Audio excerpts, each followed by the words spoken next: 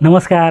आजच्या व्हिडिओमध्ये आपण वाताच्या त्रासांवर सगळ्यात महत्त्वाची चिकित्सा समजली जाणारी आणि ती म्हणजे बस्ती चिकित्सा.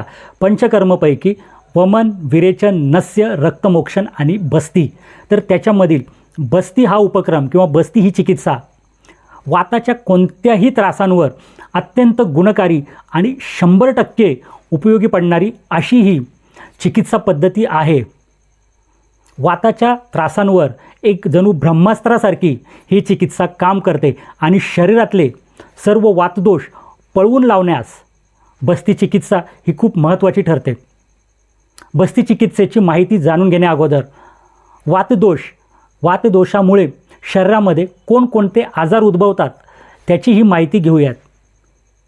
शरीरामध्ये वातदोष, पित्तदोष आणि कफदोष याच्यापैकी तत्र वृक्षो लघु शीतः शुष्मोश्चलन इलाहा असा हा वातदोष. त्या वातदोषाची वृद्धी करणारा आहारविहार जर काही मंडळी सेवन करत असतील तर त्यांच्या शरीरामधील वातदोष वाढतो.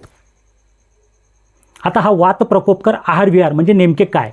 तर काही लोकांना वृक्ष अन्न खाण्याची सवय असते, कोरडे अन्न खाण्याची सवय असते. तसेच रात्री उशिरापर्यंत जागरण करण्याची सवय असते. अनवाणी पायांनी जमिनीवर चालण्याची काही व्यक्तींना सवय असते. पहाटेच्या गार वाऱ्यामध्ये काही मंडळी जॉगिंग करतात, स्किपिंग करतात किंवा सायकलिंग करतात.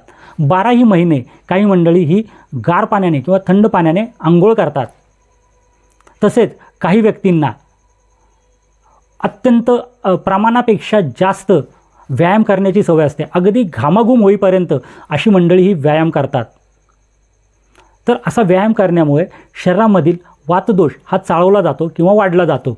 इतर आहार त्याच्यामध्ये तिखट, तेलकट, आंबवलेले, खारट, फास्ट फूड, जंक फूड, शिळे पदार्थ, नॉनव्हेज पदार्थ, रात्री जागरण करणे इत्यादी गोष्टींमुळे देखील शरीरामधील वातदोष हा वाढत असतो. आणि शरीरामधील वातदोष वाढल्यामुळे शरीराला एक प्रकारची रुक्षता येते किंवा कोरडेपणा येते.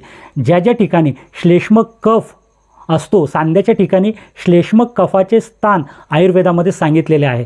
तर असा कफ हा कमी होतो, सांधे एकमेकांना घासण्यास सुरुवात होते, अस्थिधातूची झीज होण्यास सुरुवात होते आणि अशी हाडे एकमेकांना घासल्यामुळे, सांधे एकमेकांना घासल्यामुळे सांधेदुखीचा त्रास हा उद्भवताना दिसून येत असतो.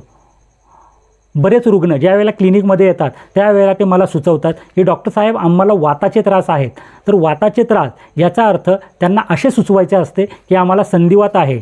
तर हा सर्व लोकांमध्ये असणारा एक गैरसमज किंवा अपप्रचार आहे. वाताचा त्रास फक्त संधिवात नसून सुमारे 80 प्रकारचे वाताचे त्रास हे आयुर्वेदिक ग्रंथकारांनी आपल्या ग्रंथांमध्ये वर्णन केलेले आहेत.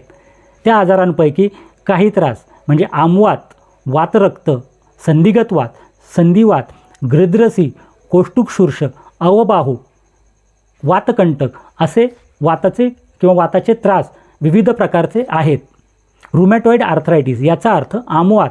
आमवातामध्ये शरीरामधील आर फॅक्टर हा पॉझिटिव्ह येत असतो, सांध्यांना सूज येत असते. याची सुरुवात किंवा हा आजार मुख्यतः मोठ्या सांध्यांना होत असतो. त्या ठिकाणी सूजही असते, वेदना असतात. वातरक्त याला अर्वाचीन वैद्यकशास्त्रामध्ये गाऊट असे म्हणतात. गाऊटमध्ये रक्तामधील युरिक ॲसिडचे प्रमाण वाढते.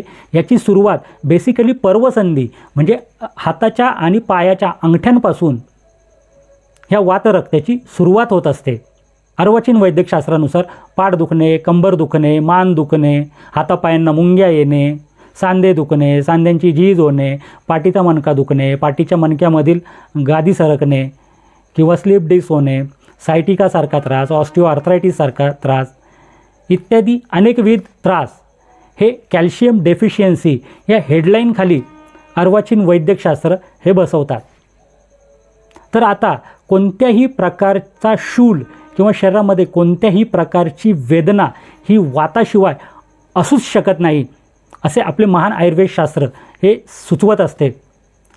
नास्ति शूला विना वाता म्हणजे वाताशिवाय शरीरामध्ये कोणत्याही प्रकारची वेदना उत्पन्न होऊ शकत नाही.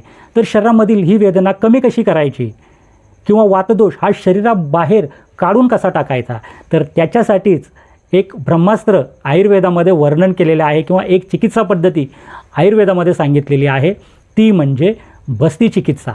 तर बस्ती चिकित्सेमध्ये काही काढे, तेल, तूप, दूध आणि अनेक प्रकारची औषधे, त्याचे काढे किंवा तेलाच्या स्वरूपामध्ये शौचाच्या जागेतून काही औषध हे आतमध्ये सोडले जाते. त्याच्यामुळे आयुर्वेदानुसार वाताची निर्मिती ही पक्वाशयात किंवा मोठ्या आतड्यामध्ये होत असते. परंतु असा गुदद्वारा वाटे काही औषधे पोटामध्ये किंवा मोठ्या आतड्यामध्ये सोडल्यामुळे त्या वातावरती पटकन कंट्रोल येतो आणि शरीरामधील वात त्याचे निर्हरण होण्यास 100% ही चिकित्सा उपयोगी ठरते.